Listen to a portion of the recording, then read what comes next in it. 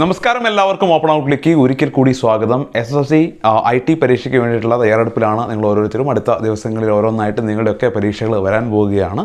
അപ്പോൾ തിയറിയാണ് പലപ്പോഴും കുട്ടികളെ ആശങ്കപ്പെടുത്തുന്ന ഒന്ന്. അതുകൊണ്ട് തന്നെ ഒരുപാട് കുട്ടികൾ തിയറി വീഡിയോകൾ ചോദിച്ചുകൊണ്ടേ ഇരിക്കുന്നുണ്ട്. ഇതിനോടകം ഓപ്പൺ ഔട്ടിൽ ഒരുപാട് തിയറി വീഡിയോകൾ വന്നിട്ടുണ്ട്. അതായത് നമ്മുടെ ഒന്നാമത്തെ ചാപ്റ്ററായിട്ടുള്ള ഇങ്ക്സ്കേപ്പുമായി ബന്ധപ്പെട്ട തിയറി ഷുവർ ക്വസ്റ്റ്യൻസ്, എല്ലാ ക്വസ്റ്റ്യൻസ് അല്ല, ഷുവർ ക്വസ്റ്റ്യൻസ് വരാൻ സാധ്യതയുള്ള ക്വസ്റ്റ്യൻസിൻ്റെ വീഡിയോ വന്നിട്ടുണ്ട്. പൈത്തൺ എന്ന് പറയുന്ന പാഠവുമായി ബന്ധപ്പെട്ട വീഡിയോസ് വന്നിട്ടുണ്ട്. നെറ്റ്വർക്കിങ്ങുമായി ബന്ധപ്പെട്ട വീഡിയോസും വന്നിട്ടുണ്ട്. ഈ മൂന്നിൻ്റെയും ലിങ്ക് ഡിസ്ക്രിപ്ഷൻ ബോക്സിൽ കൊടുത്തിട്ടുണ്ട്. തീർച്ചയായിട്ടും ആ വീഡിയോ കണ്ട് അതിൽ പറഞ്ഞിരിക്കുന്ന ചോദ്യങ്ങളൊക്കെ ഒന്ന് പഠിച്ചു നോക്കുക. അത് മാത്രം പഠിച്ചാൽ പോരാ, പരമാവധി ആ പാഠത്തിലെല്ലാം നിങ്ങൾ പഠിക്കണം. എങ്കിലും വരാൻ സാധ്യതയുള്ള പ്രധാനപ്പെട്ട കുറച്ച് ചോദ്യങ്ങളാണ് ആ വീഡിയോയിൽ ഡിസ്കസ് ചെയ്തിട്ടുള്ളത്. ഇനി ഒരുപാട് കുട്ടികൾ വീണ്ടും മറ്റ് പാഠഭാഗങ്ങളുടെ കൂടി തിയറി ചോദ്യങ്ങൾ ചോദിക്കുന്നുണ്ട്. നമുക്കറിയാം IT-യിൽ 40 മാർക്ക് പ്രാക്ടിക്കലിനും സിക്കും കൂടിയാണ്.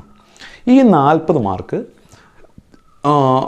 പ്രാക്ടിക്കലും സിയും റെഡിയായാൽ പോലും തിയറിയിലുള്ളൊരു 10 മാർക്കിൽ ഒരു 5 മാർക്കെങ്കിലും അല്ലെങ്കിൽ ഒരു 6 മാർക്കെങ്കിലും നമുക്ക് സ്കോർ ചെയ്തെടുക്കാൻ കഴിഞ്ഞാൽ മാത്രമേ തിയറിയിൽ ഒരു 5-6 മാർക്കെങ്കിലും മിനിമം സ്കോർ ചെയ്യാൻ കഴിഞ്ഞാൽ A+ലെത്തൂ. എപ്പോൾ പ്രാക്ടിക്കലിൻ്റെ ഫുൾ മാർക്ക് നമുക്ക് നേടാൻ കഴിഞ്ഞാലാണ് പറയുന്നത്. ഫുൾ മാർക്ക് നേടാൻ കഴിഞ്ഞിട്ടില്ലെങ്കിൽ തിയറിക്ക് നിങ്ങൾക്ക് 5-6 മതിയാവില്ല, 7-8 വേണ്ടി വരും. പക്ഷേ എനിക്ക് തോന്നുന്നത് കുറേ കുട്ടികൾക്ക് തിയറിയിൽ പരമാവധി മാർക്ക് സ്കോർ ചെയ്യാൻ കഴിയുമെന്നാണ്. അങ്ങനെയൊക്കെയാണ് സംഭവിക്കാറുള്ളത്.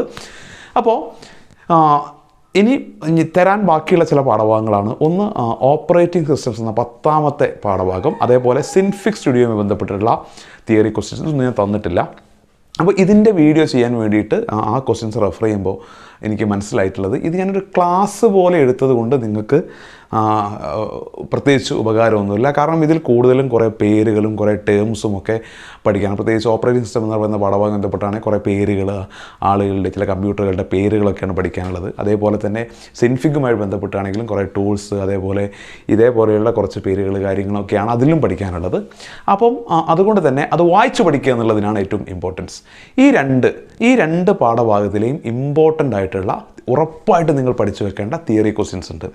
അതിൻ്റെ ലിങ്ക് ഡിസ്ക്രിപ്ഷൻ ബോക്സിലും കമൻറ്റ് ബോക്സിലും കൊടുത്തിട്ടുണ്ട്. ഒരു ലിങ്കാണ്. ആ ലിങ്ക് ക്ലിക്ക് ചെയ്യുമ്പോൾ ഒരു വെബ്സൈറ്റിലേക്ക് പോകും.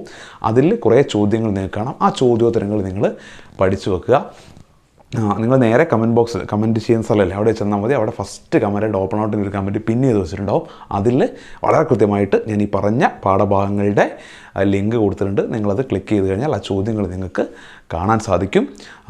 മാത്രമല്ല, രണ്ടാമത്തെ ലിബ്രെ ഓഫീസ് റൈറ്റിങ്ങുമായി ബന്ധപ്പെട്ടിട്ടുള്ള ചോദ്യങ്ങളും അതിൻ്റെ ലിങ്ക് ഞാൻ പ്രത്യേകം കൊടുത്തിട്ടുണ്ട്. അതോടൊപ്പം മുൻപേ ഓപ്പൺ ഔട്ട് ചെയ്തിട്ടുള്ള എല്ലാ തിയറി വീഡിയോകളുടെയും ലിങ്കും കൊടുത്തിട്ടുണ്ട്. അപ്പോൾ ആ വീഡിയോകളിൽ പറയുന്ന ചോദ്യങ്ങളെല്ലാം പഠിച്ചു വെക്കുക. അത് മാത്രം പഠിച്ചാൽ പോരാ, പക്ഷേ അത് പഠിച്ചു കഴിഞ്ഞാൽ തീർച്ചയായിട്ടും അതിനുള്ള ചോദ്യങ്ങൾ നിങ്ങൾക്ക് പ്രതീക്ഷിക്കാം. ഏറ്റവും സാധ്യതയുള്ള കുറേ ചോദ്യങ്ങളാണ് ഇതിൽ പറയുന്നത്. ഒപ്പം നിങ്ങൾക്ക് ഒരുപാട് PDF-കളും കിട്ടിയിട്ടുണ്ടാവും. അതും കൂടി നിങ്ങൾ പഠിക്കുക. അപ്പോൾ നിങ്ങളിപ്പോൾ ചെയ്യേണ്ടത് ഡിസ്ക്രിപ്ഷൻ ബോക്സിലും കമൻറ്റ് ബോക്സിലും നേരെ കയറുക.